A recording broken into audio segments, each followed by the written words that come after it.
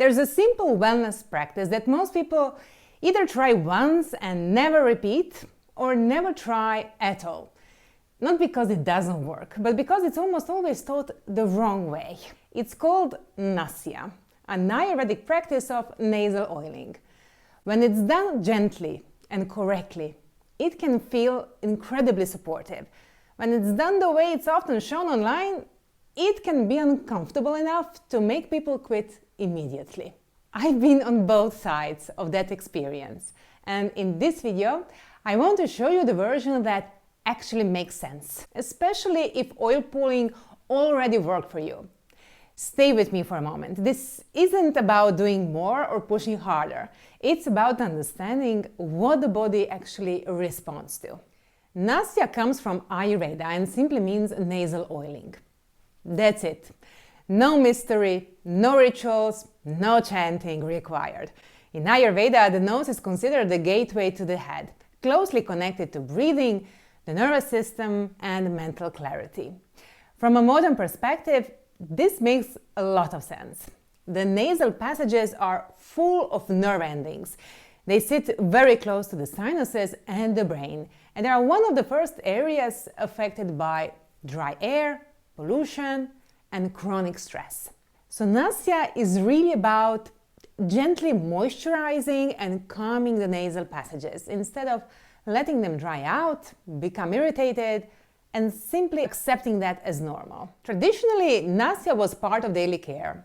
It was used to support breathing, calm the mind, and keep delicate tissues from drying out. It was never meant to be intense or corrective, just supportive. When you fast forward to modern life, the context is very different. We spend much of our time in air-conditioned or heated spaces, travel in extremely dry air, and are constantly exposed to pollution, screens, and stimulation. Many of us also breathe more shallowly or hold our breath without even realizing it. Over time, this quietly affects the nose. Dryness and irritation become so common that we stop noticing them. And when the nasal passages are dry or irritated, it can subtly affect sleep quality, increase sinus sensitivity, and place extra stress on the nervous system. This is where Nasya still makes sense. It doesn't treat or force anything. It simply supports the environment the body is already working with. And that's where ancient wisdom and modern science meet very naturally, not in opposition, but in agreement. I'll be honest, when I first started with Nasya, it didn't go that smoothly for me. I followed advice that focused on strong oils, and my body let me know very quickly that that wasn't the right approach. The oil kept dripping into my throat and caused a burning sensation. And I remember thinking, this cannot be how this is supposed to feel. This is actually very common, and it's why so many people try Nasya once and never do it again. But the issue usually isn't Nasya itself. It's how it's being done. Nasya should never burn. If it does, something needs to be adjusted, and that's what I want to help you avoid. Most of the problems people have with Nasya come from very understandable mistakes. One of the most common is using oils that are simply too strong. The nasal passages aren't tough tissue, they're delicate. They respond quickly, which means they don't need intensity to feel an effect. Strong oils can overwhelm them very easily. Another common issue is using too much oil. With Nasya, it helps to think in terms of a light drizzle, just enough to gently coat, never enough to run or drip. Position matters too. You'll often see people lying completely flat, but then can send the oil straight toward the throat instead of letting it stay where it's needed. A gentle tilt is enough. Timing matters too. Doing Nasya right after eating or when the sinuses are already irritated can feel like asking the body to relax when it's already overloaded. This practice usually works best when the system is calm, often in the morning. None of this means Nasya isn't for you. It usually just means the approach needs to be gentler. This practice is meant to feel subtle and supportive.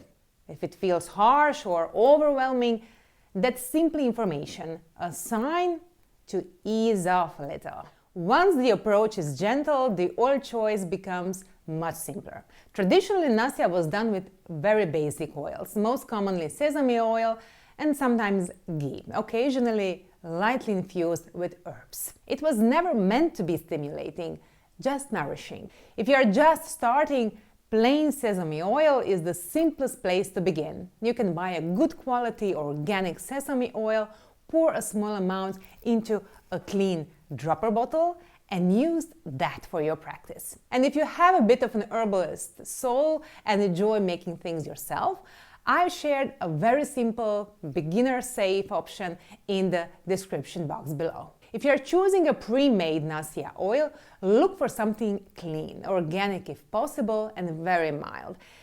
If the scent feels strong or stimulating, it's probably too much for daily use. I personally prefer very mild oils, gently warmed, especially because I'm sensitive myself. And if your nose reacts easily, start boring. Boring is good here. Once people understand this practice itself becomes surprisingly simple. Nasya doesn't need to be dramatic, and it doesn't need a lot of preparation. In fact, the simpler it feels, the better it usually works. I like to do it in the morning or before a shower when the body is still calm and receptive. The oil is gently warmed, not hot, just warm enough to feel pleasant. An easy way to do this is to hold the bottle under warm running water for a moment. The head is tilted back just slightly, not flat, not exaggerated. Think comfortable, not theatrical. A small drop of oil goes into each nostril and the breath stays soft and relaxed. After that, you can gently massage the sides of the nose and the area around the nostrils in small circular motions. Nothing deep or forceful, just enough to help the oil spread and to invite a sense of ease. There is no forceful sniffing and no trying to pull the oil in. The nose knows what to do. When Nasya is done properly, it feels subtle. You might notice a sense of moisture, maybe a softening, sometimes even a calming effect. What you shouldn't feel is burning, pressure, or oil rushing down the throat. If that happens, it's usually a sign that something is a bit too much. Too much oil, too strong, or the position is off. I come from the Mediterranean, where you learn to be careful with good oil. And Nasya feels the same to me. A little really does go a long way. Once it's done, you can stay there for a moment or simply go on with your day. It doesn't need to be a ritual. It's just quiet support.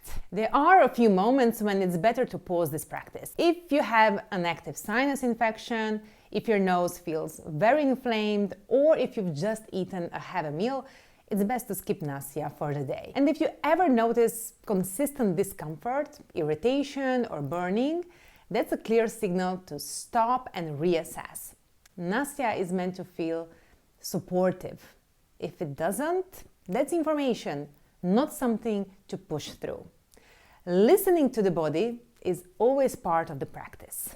Nasya is a practice that naturally changes with the season. In colder or drier months, it can feel especially supportive, since heating and low humidity tend to dry out the nasal passages. In warmer weather, less is usually needed, and on very hot days, some people may choose to skip it altogether. This flexibility is part of the practice. Nasya was never meant to be done rigidly. It works best when it follows the body and the environment, not when it's forced year-round. Think of it like oil again. In winter, a little more can feel nourishing. In summer, a very light drizzle is enough. Nasya is one of those practices that work best when it's kept simple. When it's done gently, it doesn't feel like another thing to fix. It feels like support. If oil pulling helped you feel more grounded, Nasya can be a really natural next step. You don't need to overthink it. A light drizzle, a calm breath, and a bit of consistency go a long way. If you tried Nasya before and it didn't go well, I hope this gave you a completely different perspective. And if this is new for you, take it slowly and let your body lead. I'd love to hear from you in the comments. Have you ever tried Nasya before? Or would this be your first time? And if you do try it, what did you notice afterward? If you found this video helpful, you can like it and subscribe for more simple, grounded practices that bridge ancient wisdom with modern understanding. Thank you for being here, and I'll see you in the next one.